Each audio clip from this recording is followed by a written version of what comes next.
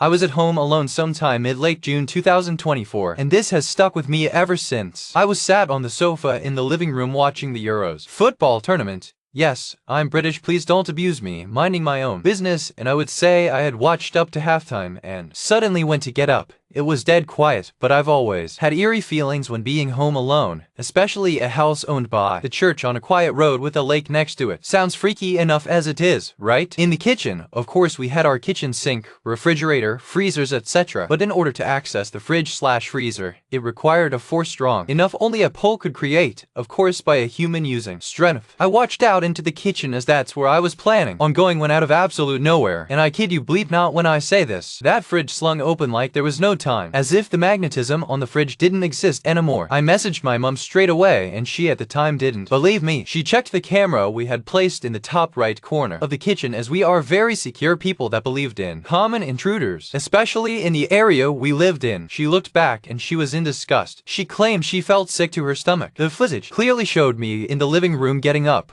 watching the fridge swing open. On the footage you can also see me jump very far back and not move a muscle. It went cold shortly after, as people say, but I'm telling you, it went icy. Believe me or not, I know what I believe saw, and I have goosebumps writing this. Unfortunately, footage doesn't exist anymore as new phones came along, camera app logins failed, and since then we have been unable to access it. We had phoned up the landlords themselves and showed them the video at the time, and just 2 weeks later, we moved out. That house was claimed to be the most haunted on the road, and I will never let a soul tell me that my story is bleep. I 100,000% believe in spirits. I have 2 more stories to say, however much less believable, and proof at the time didn't exist, so it would just be a story. However, mine was proven, and now we live very far away from that house. /+++, that was the day my granddad died, just 9 years before, June 20th, 2024. He died on June 20th, 2015. It really does go to show, bleep scary man.